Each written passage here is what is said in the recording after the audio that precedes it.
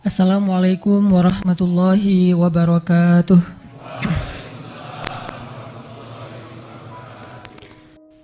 Allah memberikan hikmah atau ilmu kepada siapa yang Allah kehendaki.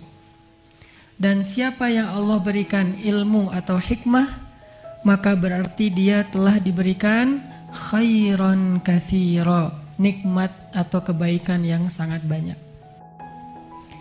Dan salah satu di antara makna hikmah atau ilmu menurut para ulama adalah as-siqah billah. Ketika seseorang itu memahami lalu menjadi yakin kepada Allah Subhanahu wa taala. Ini ilmu paling berharga nih. Ada orang untuk bisa memahami biologis manusia, maka dia menghabiskan ratusan juta rupiah kuliah. Dia menghabiskan bertahun-tahun untuk kuliah. Dia menghabiskan waktunya setengah hari setiap harinya dari pagi sampai sore untuk kuliah memahami ilmu tentang manusia atau kedokteran. Ilmu tentang kejiwaan manusia, mental manusia atau psikologi. Ilmu nanti yang kemudian semakin rumit, semakin spesifik, semakin mahal harganya. Belajar tentang neurologi, ada yang spesialis jantung, ada yang spesialis segala macam. Itu menghabiskan biaya yang sekian ratus juta dengan waktu yang lama, dengan perjuangan yang hampir luar biasa. Bahkan banyak yang kita lihat teman-teman kita yang kuliah di kedokteran, kadang-kadang mereka menghabiskan setengah usianya di kampus. Demi apa? Mendapatkan ilmu tentang manusia. Sebegitu berharganya ilmu tentang manusia. Sehingga ketika dia mengerti ilmu tentang manusia, Allah jadikan pada dirinya itu dua kebaikan. Satu kebaikan untuk orang lain dan satu lagi kebaikan untuk dirinya sendiri. Kebaikan untuk orang lain, dia bisa mendiagnosa penyakit walaupun tidak bisa menyembuhkan, karena Allah lah yang menyembuhkan. Dia bisa mendiagnosa penyakit, dia bisa mengobati walaupun Allah lah yang menentukan kesembuhan. Ini manfaat dia untuk orang lain. Lalu manfaat yang dia dapatkan, kebaikan untuk dirinya sendiri dengan profesinya sebagai dokter, dengan profesinya sebagai seorang ahli, maka Allah Subhanahu wa taala memberikan kepada dia kelapangan rezeki yang halal. Ini baru mengerti ilmu tentang manusia. Lalu bagaimana kalau kita mengerti ilmu tentang kebesaran Allah? Mengerti ilmu tentang manusia aja, kita bisa dapat banyak kebaikan untuk diri kita dan orang lain. Lalu bagaimana dengan mengerti ilmu tentang pencipta manusia? Kemudian ada orang yang belajar tentang sains, belajar tentang bumi, belajar tentang astronomi, tentang semesta, belajar tentang laut, belajar tentang gunung, belajar tentang pohon, belajar tentang hewan dan seterusnya. Mereka belajar sains dari yang paling mikro sampai kepada yang paling makro. Ketika mereka mengerti sedikit saja dari ilmu itu, maka Allah Subhanahu wa taala jadikan mereka mulia. Allah jadikan mereka mulia. Yarfa'illahu alladhina amanu minkum walladzina utul ilma darajat. Diangkat derajat mereka oleh Allah. Padahal baru belajar tentang apa? Tentang ciptaan Allah, belum belajar tentang penciptanya. Tapi sudah Allah angkat derajatnya. Sehingga seorang saintis, seorang ilmuwan kemana-mana dihargai orang lain. Dia diberikan tempat yang paling istimewa. Dia diberikan kesempatan untuk mengajar, untuk menjelaskan, untuk mengcoach orang lain, untuk memahamkan orang lain. Dia berdiri di sebuah tempat yang tidak semua orang boleh berdiri di situ. Di sebuah stage, di sebuah podium, di sebuah tempat di mana dia hanya orang-orang yang memiliki kapasitas dan keilmuan yang luar biasa bisa berdiri di sana. Dia dikasih ruang di sebuah universitas. Lalu ketika dia mengajar di beberapa tempat sebagai dosen istimewa, lalu dia menjadi keynote speaker, maka Allah Subhanahu wa taala memberikan kemuliaan dan keberkahan dalam hidupnya. Dengan ilmu itu Allah kumpulkan di dalam genggamannya kemuliaan dan keberkahan. Kemuliaan, orang menghormati dia, orang memuliakan dia, orang mengistimewakan dia, orang memperlakukan dia lebih daripada orang lainnya. Dan keberkahan, Allah kasih rezeki yang berlimpah untuk dia. Ini baru belajar tentang ciptaan Allah, khalqis samawati wal ard. Dan ilmu yang dia dapatkan tentang ciptaan Allah itu baru sedikit saja. Lalu bagaimana dengan orang yang belajar ilmu mengenal kebesaran Allah Subhanahu wa taala itu sendiri? Jadi ilmu tentang Allah, ma'rifatullah, atau sebutan lainnya akidah, atau sebutan lainnya tauhid, atau boleh juga kita terjemahkannya dengan keep the faith, tentang kebesaran Allah. Intinya lebih mulia daripada semua ilmu yang pernah kita pelajari dalam kehidupan kita, sesuai dengan ketertarikan kita, hobi kita masing-masing. Ada orang yang melatih dirinya supaya dia bisa melakukan sesuatu yang dia senangi, olahraga misalnya. Sehingga ketika dia udah jago, pro dalam satu bidang olahraga, maka Allah Subhanahu wa taala juga berikan kepada dia apa? Allah kumpulkan semua pandangan manusia ke arah dia. Sehingga ketika dia perform, ketika dia tampil, ketika dia ngetrik, semua orang akan bersorak untuk dia. Semua orang akan minta foto dengan dia. Orang nge-follow dia. Orang merasa bangga kalau bisa dibalas DM-nya atau mungkin sekedar komennya oleh dia, di-capture dan diposting balik oleh followersnya. Para media mencoba untuk berlomba-lomba menjadikan dia sebagai brand ambassador. Menjadikan dia sebagai orang yang bisa tampil di iklan, menjadikan dia sebagai banyak hal yang mereka butuhkan dari dia, karena dia melatih dirinya untuk bisa menguasai satu jenis hobi ataupun olahraga. Bisa entertain bentuknya seperti dunia seni, bisa juga olahraga yang sifatnya fisik, apapun itu. Baru melatih dirinya menguasai satu jenis keilmuan yang sifatnya olahraga atau entertain. Lalu bagaimana orang yang melatih dirinya untuk selalu taat kepada Allah, melatih dirinya untuk sholat dengan khusyuk, melatih dirinya untuk selalu bisa bangun malam walaupun dia lelah, melatih dirinya untuk bisa sesuai setiap hari target satu juz satu hari, melatih dirinya untuk menghafal Al-Quran semampunya. Dia habis-habisan melatih dan dia jadikan amal solih sebagai hobinya. Kira-kira seperti apa kemuliaan yang Allah berikan kepada orang ini? Padahal ini bukan hal yang mubah. Kalau yang olahraga, entertain, itu masuk kepada bagian yang mubah dalam agama. Kecuali ada hal yang dilarang, maka menjadi syubhat ataupun haram. Secara umum mubah. Kenapa secara umum mubah? Karena kaidah fikih kita adalah al-aslu fil asya ibahah. Dasarnya segala sesuatu itu selain ibadah boleh. Dasarnya hukum apapun boleh kecuali ibadah. Kalau ibadah dasarnya itu nggak boleh kecuali ada perintah kan? Kalau selain ibadah, selain ritual, maka dasar hukumnya boleh semuanya. Jadi kalau ada ditanya apa Ustadz apa hukum ini? Boleh. Ustadz apa hukum gaul? Boleh. Ustadz apa hukum main? Boleh. Ustadz apa hukum ngopi, nongkrong? Boleh. Semua boleh. Kecuali ada hal yang melanggar syariat dan dilarang. Jadi pertanyaannya bukan apa dalilnya. Kalau ada yang nanya apa dalilnya, ini nggak perlu dijawab. Kenapa? Karena pertanyaannya salah sehingga tidak ada jawaban yang benar. Kalau pertanyaannya salah, maka tidak ada jawaban yang benar. Sehingga kalau orang menanyakan apa dalil nongkrong, maka tidak perlu dijawab. Karena pertanyaan salah, sehingga mau dijawab apapun jawabannya tetap salah.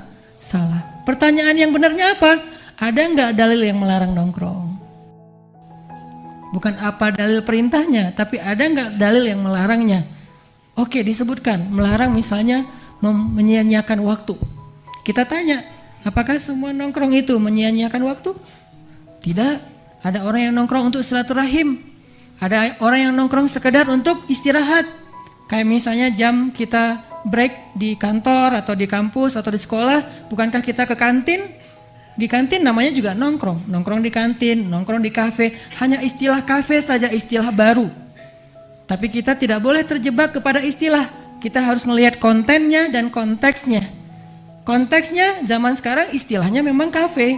Kontennya apa? Mungkin dia duduk di situ sekedar ngopi. Apa bedanya ngopi di kafe dengan ngopi di rumah? Sama-sama ngopi. Cuman mungkin di kafe ada pengkondisian. Kondisiannya apa? Dia bisa ketemu sama temen. Dia bisa mesen kopi yang mungkin dia nggak bisa ngeracik sendiri. Kalau dia bikin sendiri nggak pernah bener. Kalau nggak kebanyakan air, kebanyakan kopi gitu kan ya. Udah diulik, nggak enak. Kalau di kafe ada baristanya sehingga kopinya lebih enak. Tidak bisa kita langsung menyimpulkan bahwa duduk di kafe itu batil.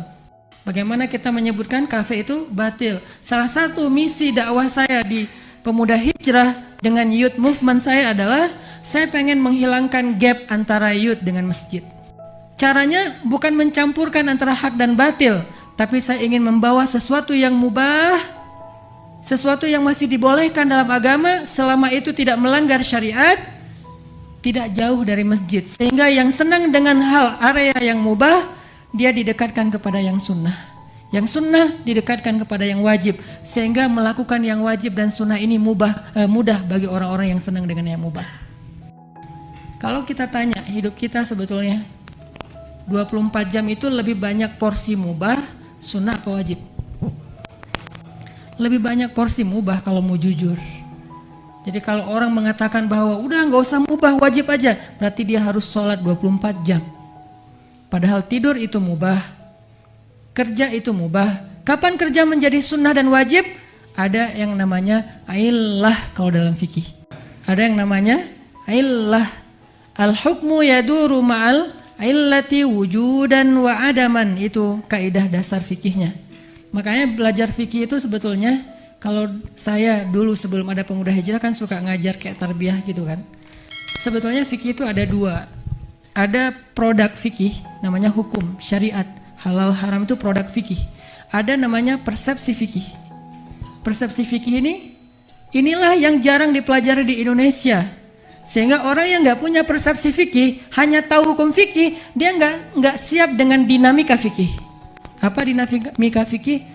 Dulu haram, sekarang jadi halal. Atau sebaliknya, dulu halal, sekarang jadi haram. Itu dinamika fikih. Ada emang hukum yang berubah kayak gitu? Ada. Kenapa? Karena ilahnya berubah. Karena alasannya, karena kondisinya, karena kasusnya berubah. Sehingga hukumnya berubah. Dulu di zaman Nabi, banyak hal yang pernah halal kemudian diharamkan. Namanya kalau dalam kaidah tafsir Al-Quran itu nasikh mansuh.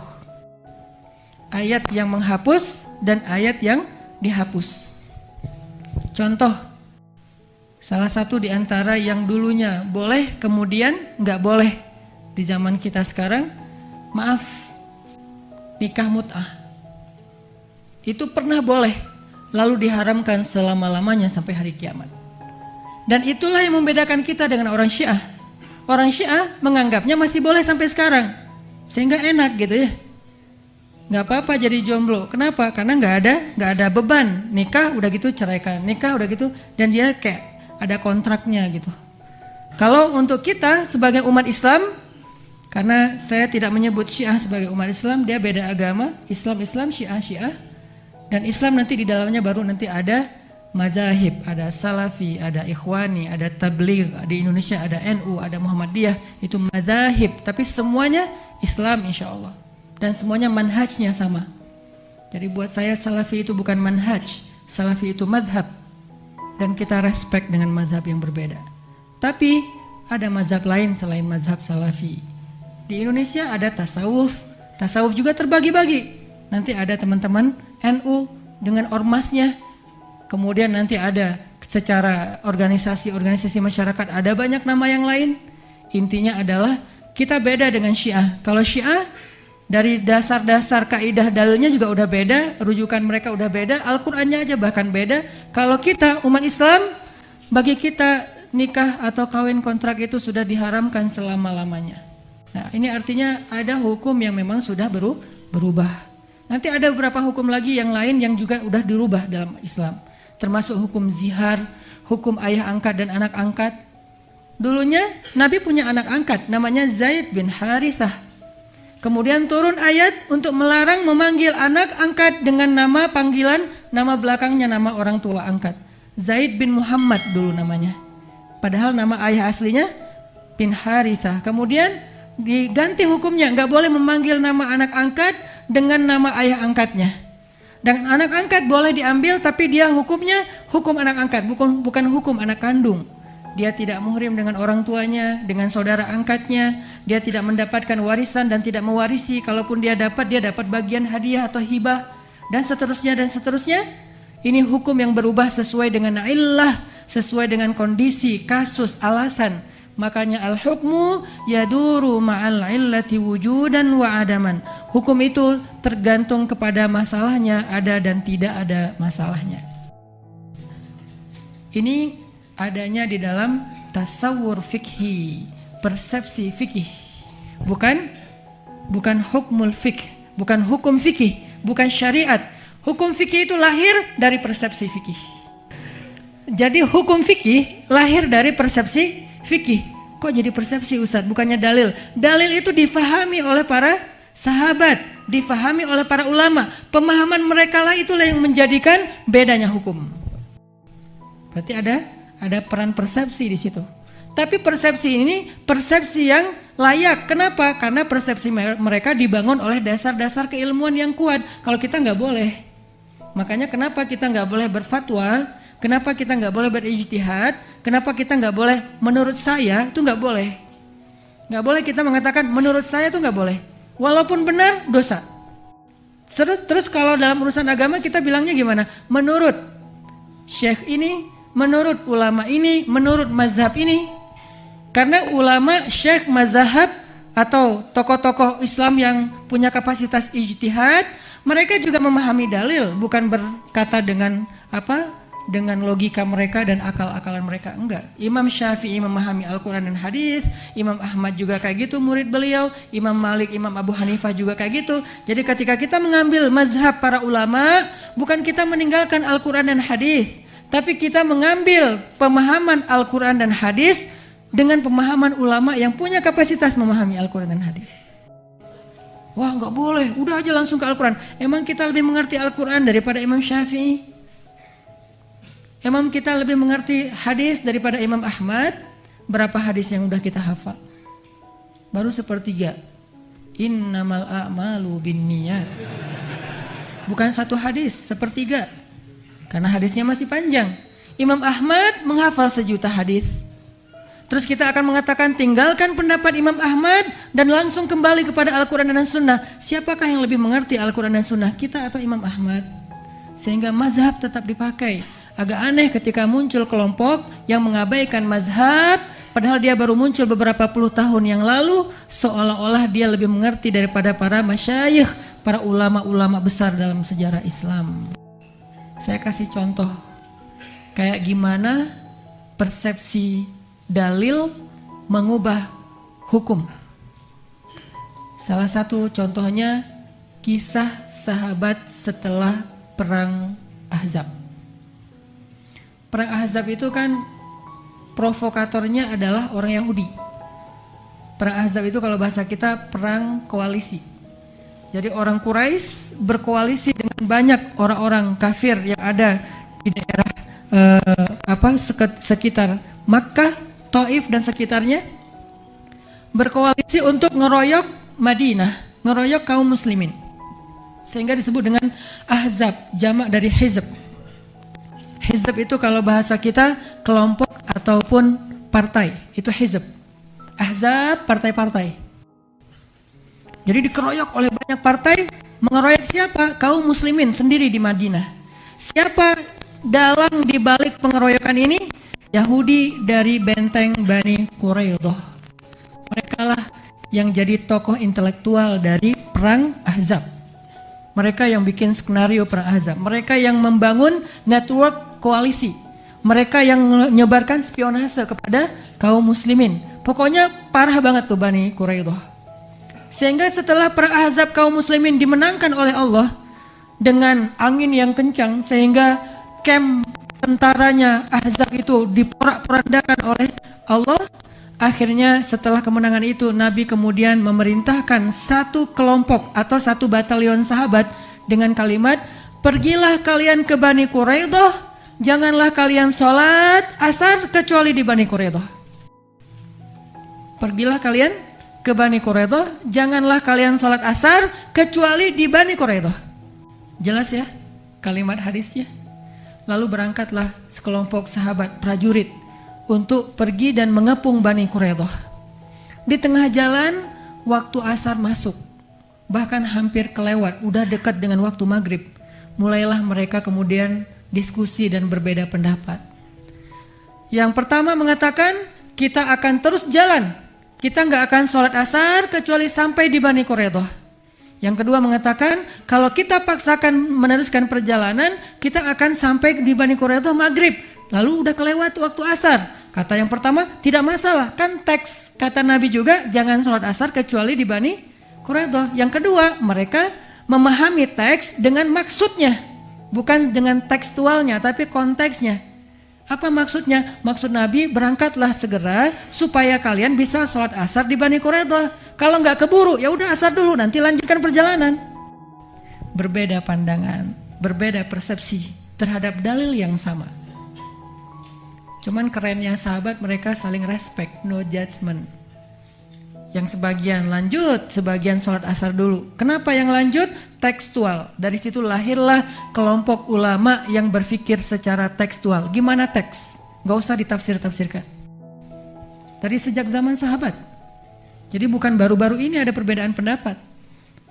Sehingga kalau kita lihat perbedaan pendapat, harusnya kita melihat sebuah kekayaan intelektual Islam yang sudah lahir sejak zaman Nabi bersama para sahabat.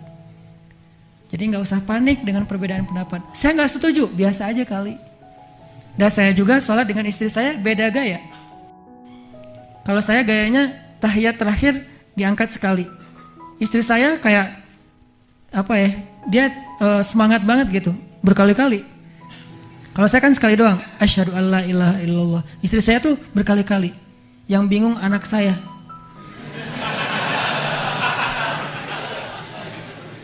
Dia ngelihat saya gini, istri saya gini, akhirnya ditangkap.